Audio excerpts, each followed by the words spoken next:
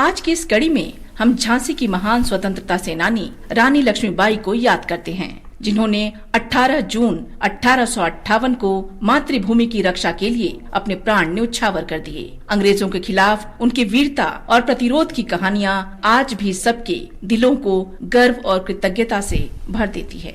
रानी लक्ष्मीबाई का जन्म 16 नवंबर 1835 को हुआ था। उनका नाम मणिकर्णिका तांबे रखा गया था, लेकिन उनके माता पिता उन्हें प्यार से मनु और नाना साहेब पेशवा छबीली कहकर बुलाते थे। उनके पिता बिठूर चले गए, जहां वे बड़ी हुई, और नाना साहेब तात्या टोपे तथा राव साहिब के निकट संपर्क में आई। लक्ष्मीबाई ने पारंपरिक शिक्षा प्राप्त की, घुड़सवारी और छोटे हथियार चलाना भी सीखा। वे सुंदर, बुद्धिमान, ऊर्जावान और साहसी थीं। उनका विवाह झांसी के महाराजा गंगाधर राव से 1842 में हुआ। आकर्षक व्यक्तित्व की धनी लक्ष्मीबाई में उच्च प्रशासनिक क्षमता कूट कूट कर भरी थी। उनकी इकलौती संतान की शैशव अवस्था में ही मृत्यु हो गई। 21 नवंबर 1853 को उनके पति का भी निधन हो गया।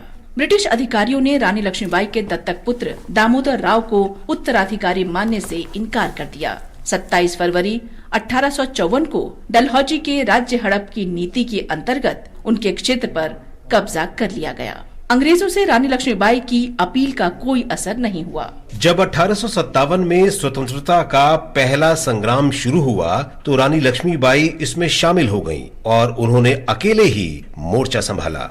8 जून 1857 को सिपाहियों द्वारा जोखन बाग में अंग्रेजों के नरसंहार और उनके दिल्ली जाने के बाद रानी ने सरकार की बागडोर संभाली और सामने आई चुनौतियों का सफलतापूर्वक सामना किया। 20 मार्च 1858 को ब्रिटिश जनरल ह्यूज रोज के हमले के दौरान उन्होंने 2 सप्ताह तक वीरता पूर्वक झांसी की रक्षा की और अंततः अपने पुत्र के साथ घोड़े पर सवार होकर कालपी निकल गई। बाद में वो तात्या टोपे और राव साहब की सेना में शामिल हो गई, लेकिन उनकी संयुक्त सेना को अंग्रेजों ने हरा दिया। इसके बाद लक्ष्मीबाई ग्वालियर पहुंच गईं और ग्वालियर पर कब्जा कर अंग्रेजों को चौंका दिया। जब सर ह्यूज रोज ने ग्वालियर किले पर नए सिरे से हमला किया, तो रानी ने अंतिम सांस तक मुकाबला किया। वे दोनों हाथों में तलवारें और मुंह से घोड़े की लगाम थामे आखिरी दम तक लड़ी। 18 जून 1858 को युद्ध के दौरान वीर गति को प्राप्त हुई। 18 जून 1946 को स्वतंत्रता सेनानी राम मनोहर लोहिया ने गोवा में पुर्तगालियों के खिलाफ स्वतंत्रता आंदोलन के अंतिम चरण की मशाल जलाई। उन्होंने मडगांव में जनसभा आयोजित करने की अनुमति नहीं देने के सरकारी आदेशों का खुले तौर पर उल्लंघन किया और जिले के प्रशासक कैप्टन फोर्टुनातो मिरांडा को फटकार लगाई। गोवा में सविनय अवज्ञा आंदोलन की शुरुआत करते हुए लोहिया ने गोवा वासियों को एक खुला पत्र लिखा था। उन्होंने स्पष्ट किया कि आंदोलन का उद्देश्य नागरिक स्वतंत्रता हासिल करना था, लेकिन जिन तरीकों का पालन किया जाना था वे जन जागरण के थे।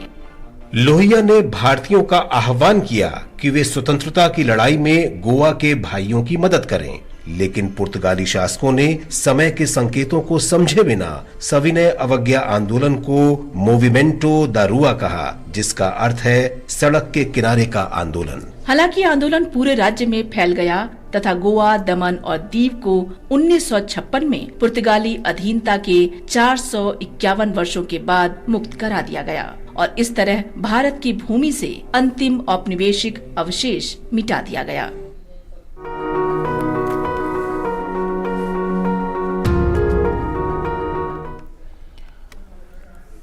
और एक बड़ी